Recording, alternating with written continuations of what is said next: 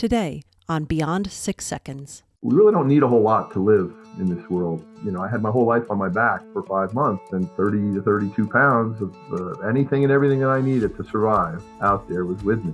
I knew that I needed a lot less stuff in my life, and that I really don't need much to be a fulfilled man that is coming from a place of contribution and making a difference out there in the world for other people.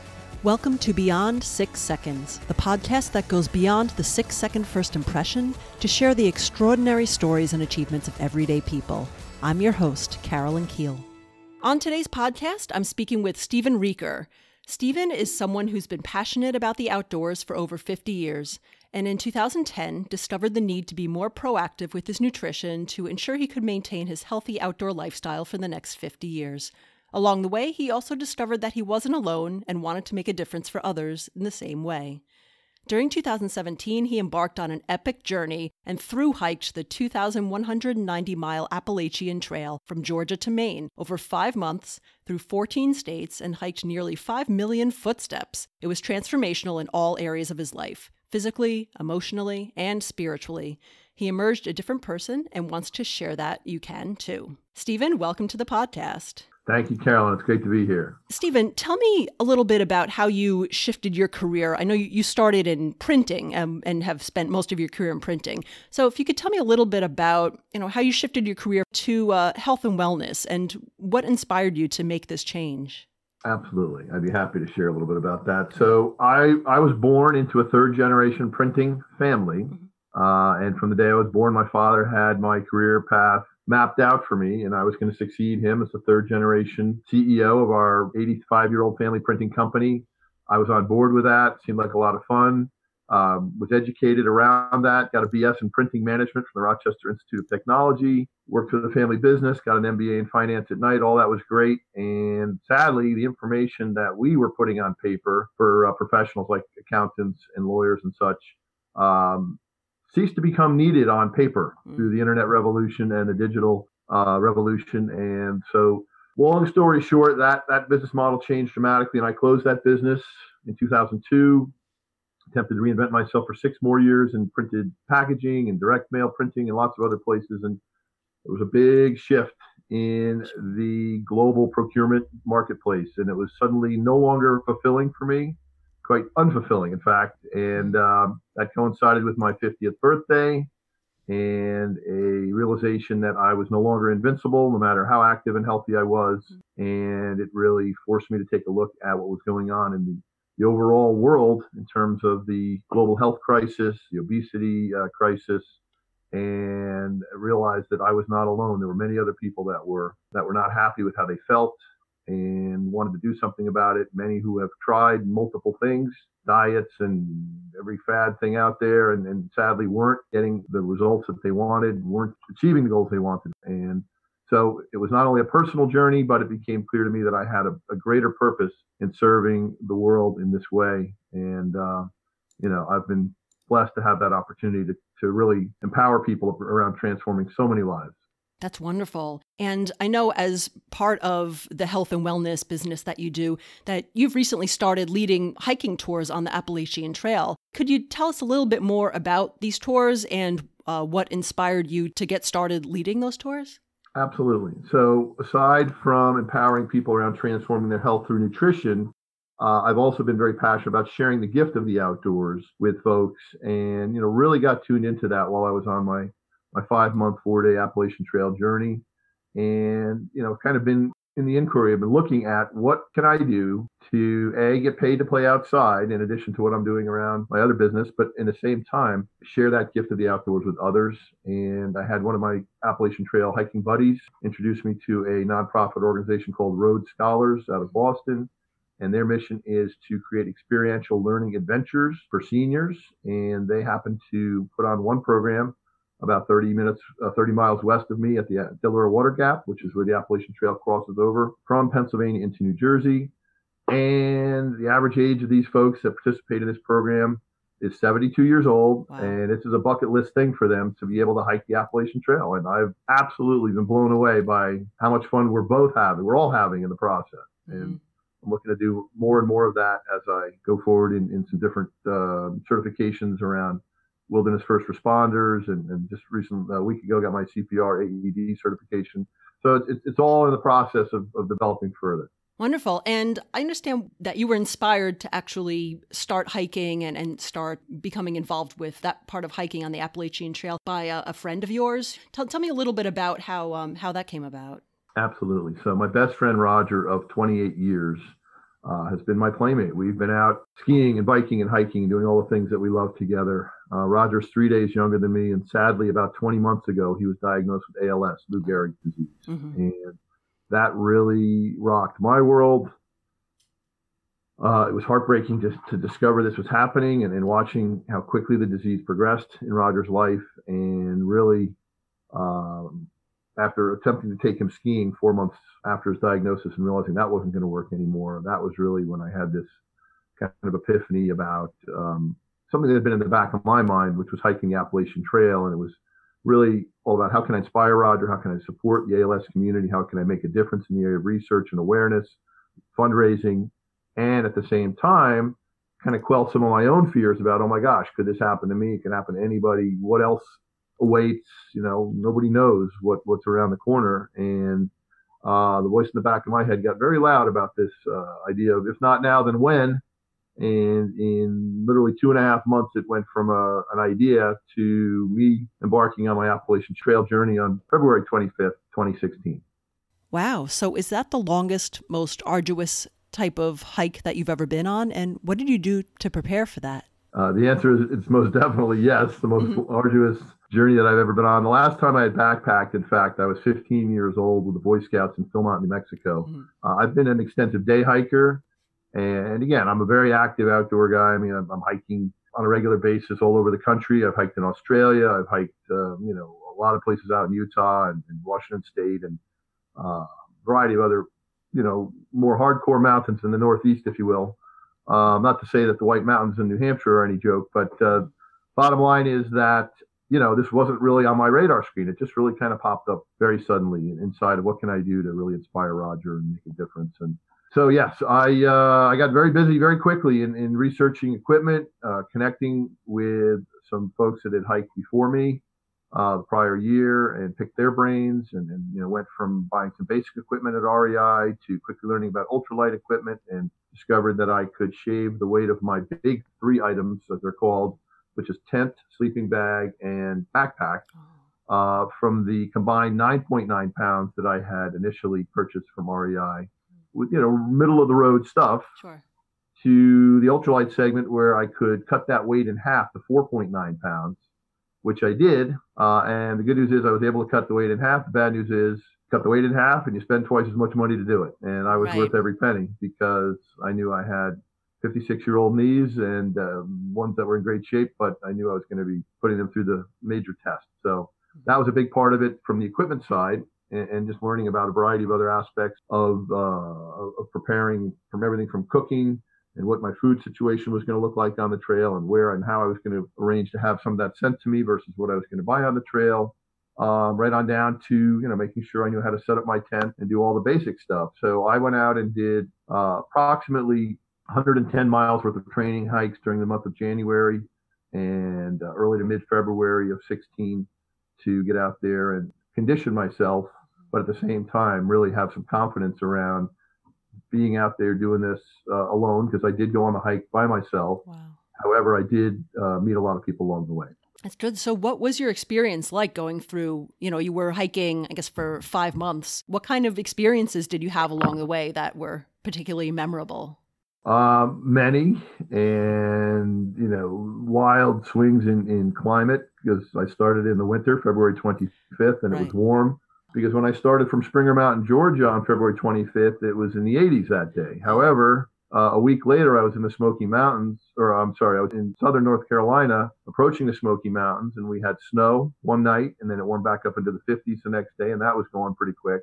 But as I approached Fontana Dam and the start of the Great Smoky Mountains, we were predicting a weather forecast of 6 inches of snow, which isn't a big deal for me, being from the Northeast and skier and outdoor guy, cross country and hiking, whatever. But they were predicting 60-mile-an-hour wind gusts and minus teens wind chill. Wow. So that, however, was a little beyond my pain threshold. And so I waited 3 days before I went up into the Smokies. And as it was, I still went up into quite a bit of snow as it started to warm. That turned into slush and a slippery mess. And then that first night it rained, and that turned into a river of slush and water, ice water, essentially. I did not have waterproof footwear on. At that point, I'd switched from hiking boots to trail running shoes, which was a whole other part of my journey where my feet went from being good to not happy very quickly. And when I switched into those shoes, that helped. But suffice to say that my feet were nearly frostbitten. My hands were frostbitten a couple times in there.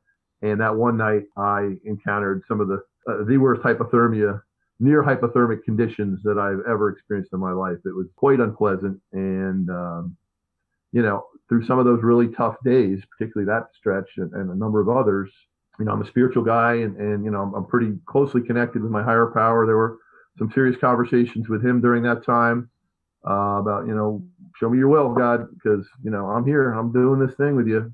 And I knew I was never alone. And in my hardest moments, as much difficulty as I was personally having at that point, with, again, discomfort and emotionally feeling pretty banged up, all I had to do was think about Roger and what he was dealing with at home. And, it was not hard at that point to kind of give myself a smack across the face and say, all right, suck it up, dude, because whatever you're dealing with here doesn't compare to what Roger's dealing with at home. So just keep walking. And that's what I did. But there were a variety of people that I met along the trail, that were always showing up at the right time and not by coincidence, whether it was chiropractors, whether it was massage therapists, whether it was people that were helping me with a whole variety of issues with my right knee, with my left ankle, with a whole bunch of stuff. And, I was hiking almost a marathon a day. So I was putting my body through quite a grueling routine. And, thankfully I wasn't alone on this journey. And I was one of 20% that made it to the end. Wow, that's incredible. Were there any insights that you had about either yourself and your own abilities and your abilities to meet challenges, or even just insights about life in general that you got from such a long journey? There were many. One of the biggest ones I got was that if I could complete this hike one day at a time, that I could do anything in life, that I was invincible, and I'm in the midst of experiencing that as we speak. I mean, I also spent 5 months really getting clear on what I wanted and didn't want in my life, and had an opportunity to really think about where I was in a 4.5-year relationship with a woman that I cared for very, very much, and ultimately concluded that we were on different paths at that point, headed in different directions. And as much as I loved her, the day after the hike ended, I ended that relationship with her, and that was not an easy decision for either one of us, but it was, I do believe the right one.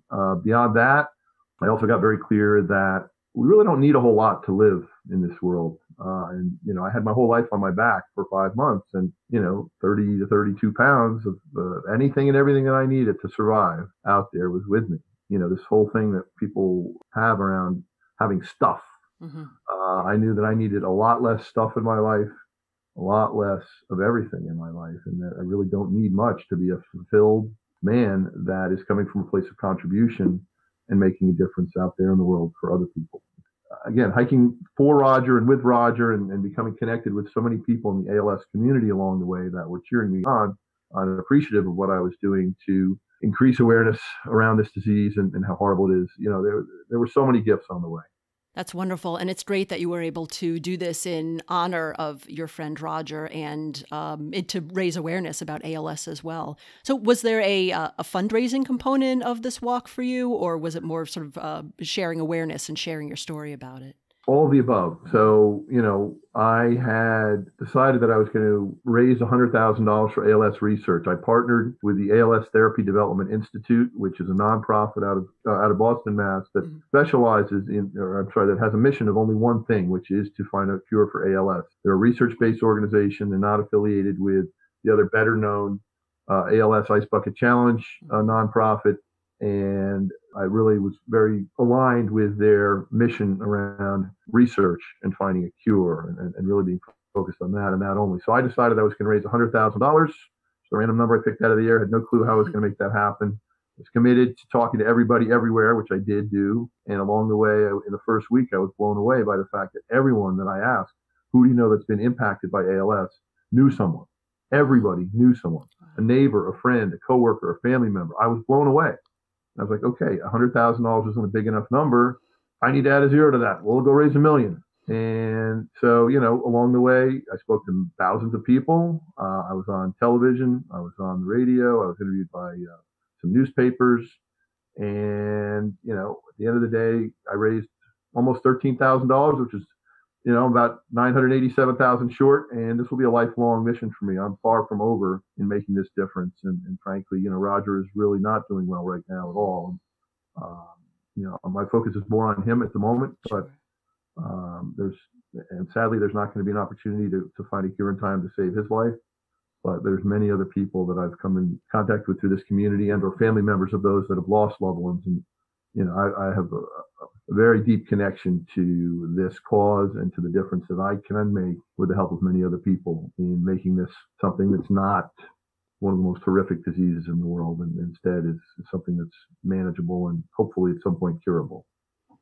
Wow. Well, that's really incredible and really wonderful that you were able to bring increased funding and awareness and support for ALS research. It really is a devastating condition, and I think that you can't possibly even raise too much money to fund a cure for it. And for your own sake, also congratulations on finishing the actual full 5-month journey. It sounds like that there are many people who probably start it and just can't finish, for the grueling journey. So that is really incredible as well.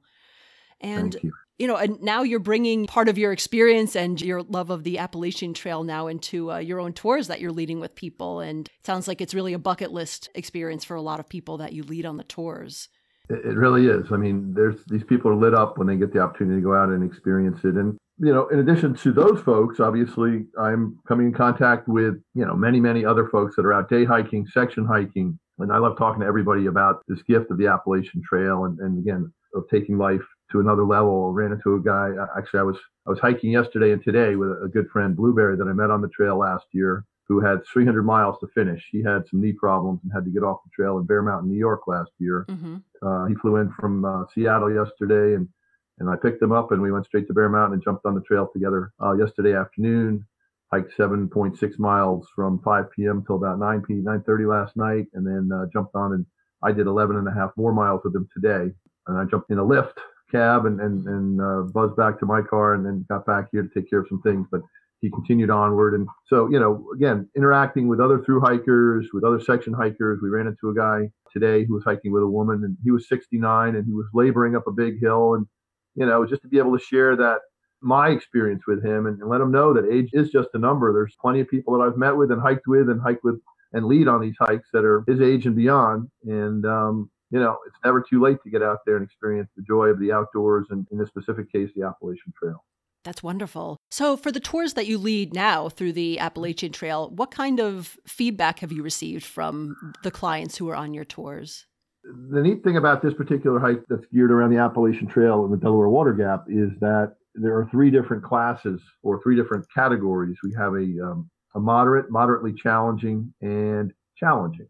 Beginner, intermediate, expert, if you will. And so the first day, folks get the opportunity to start in one group, and then about partway up Mount Mincy, which is on the Pennsylvania side of the Delaware Water Gap, they have an opportunity to either move ahead to a group that's maybe a little more advanced or drop back if they're feeling a little overwhelmed. And so, we got a lot of feedback from folks that are really appreciative of that opportunity to kind of, figure out where they're most comfortable. And it's not uncommon for folks to maybe start a little bit on the optimistic side, shall we say, and perhaps dial it back either during the course of that first day or perhaps on the second day. And they're really grateful for the opportunity to do just that. In the meantime, since you and I last spoke, I also had the opportunity to lead the challenging group a week ago Tuesday, which was on May 15th, which may or may not recall we had a small tornado situation going on in the area. Yeah. And I actually had 4 people out on the trail that day in the challenging group, and we were hiking 10 miles. And I was watching the radar on my phone very closely, and I knew we had a 4 o'clock kind of Armageddon situation. So we were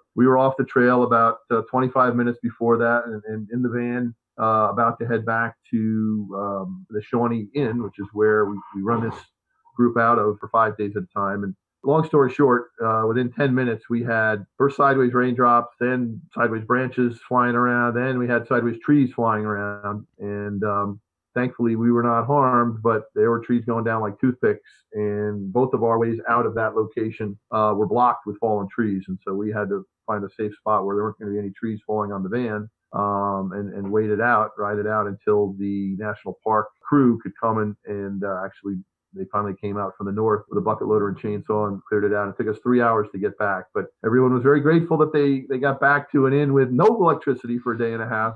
But they were all grateful that they were in one piece, and there was a lot of excitement around that, needless to say. But in general, people were just really ecstatic to be able to experience A, the Appalachian Trail, but B, on the New Jersey side, an awful lot of folks have it that New Jersey's not such a pretty state, and those are the folks that have driven by Newark Airport and the oil refineries and the New Jersey Turnpike and so forth. And the Kittatinny Ridge that runs north from the Delaware Water Gap along, the Appalachian Trail runs along that ridge. Is actually a breathtaking view to the east. And on a really clear day, you can almost make out the New York City skyline about 70 miles away. And even if they can't, which often you can't, it's just a really pretty view of all sorts of farms and fields and lakes, and it's lovely. So, people really get their eyes open to the beauty of New Jersey and in northwestern New Jersey. And just, again, there's so much to explore on the Appalachian Trail. And some folks really want to hear all my tales of adventure, running into bears and this and that and the other thing. And so, those that are interested, I'm happy to share those stories. Others want to just have a little quiet, meditative time on the trail. And so we try to strike a balance out there. And I've gotten some good feedback along both sides of that. So, and at the end of the day, people are all different, and you can't please everybody all the time. And you do the best you can to listen and respond to their wishes. Probably a lot of people have very personal reasons for wanting to do this hike. And as you said, everybody's different. So it's good that you're able to be open to what they're looking for. Exactly. Wonderful. Tell me a little bit about the biggest challenge you've faced in launching these new tours that you're working on, and how do you work through those challenges? I'm actually an employee of Road Scholars, so I work part-time with them. They organize the mechanical aspect of enrolling people and getting them to the Shawnee Inn. My role as a co-group leader is to make sure that we take them on the prescribed hikes on Monday, Tuesday, and Thursday. And then on Wednesday, they go out with a naturalist who teaches them about plants and birds and things that I know about this much of, not a lot. And, I know the AT, that's my specialty, and how to help people enjoy that. But the bottom line is, we have a routine that's been fine-tuned over the years before I've been involved. But my challenge was that the first week I was participating, pretty much thrown into the shallow end of the pool as what's called a sweeper. So I was on the back end of each group, learning from our leaders, getting dialed into my own little personal understanding of all the nuances to the process. And again, I want to be clear, the safety is the operative word throughout the process. We're very, very committed to making sure that folks of any age, particularly folks of this age, are well cared for and safe at all times. Beyond that, though, there's a lot of mechanics, a lot of moving parts, particularly when you're dealing with multiple personalities and groups overall of as big as 36. Typically, the three groups don't always split up evenly, but you can have anywhere from 2 or 3 people in one of the 3 groups to as many as 15 or 20 people in one of those groups. So that's all a moving target. And I transitioned after the first week immediately into a leadership role. And then 2 days into that leadership role, I'm dealing with tornadoes. So there was lots to learn, a lot of thinking on my feet and so on. And, a lot of communication with my colleagues. Thankfully, we had a cell signal where we were hunkered down, riding out the storm.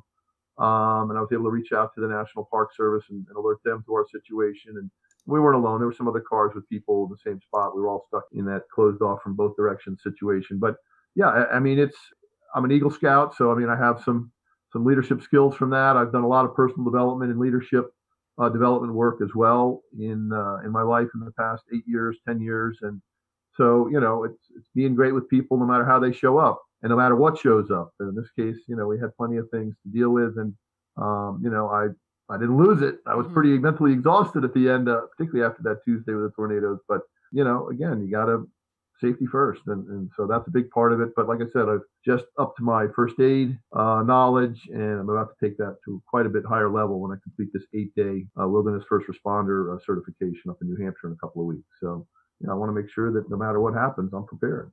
Right, that's great. Yeah, it sounds like preparation is definitely very important, but also the ability to be in the moment. So kind of looking from, what's going on right now, and that's all important for maintaining safety and just, and obviously just being in the moment and enjoying the trail itself. That's great. Very much so. What are your goals for these tours that you're leading? Sort of where do you see that going or expanding to?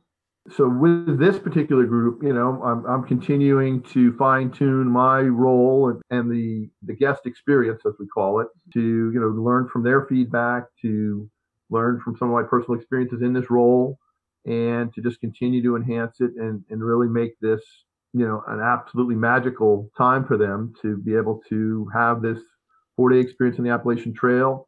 Maybe plant some more seeds of curiosity so they have a desire to experience it again in other sections of the trail, perhaps, because the Pennsylvania, New Jersey section is clearly a very rocky section. There are other sections that are not quite as physically demanding, even though the elevation is not humongous. It's still, again, very rocky terrain to contend with. So, I'm absolutely about taking that to the next level. But in addition to that, I have actually been connecting with and networking with some amazing others in the adventure space that are doing adventure tours for other age groups, the locales on other sections of the Appalachian Trail, some of it up in the Adirondacks. I mean, I'm talking to a host of people, including some folks over in Australia and New Zealand. And, I'm at a stage in my life at a 57 years young, soon to be 58 years young, where my kids are just about gone. My youngest is headed to college in the fall.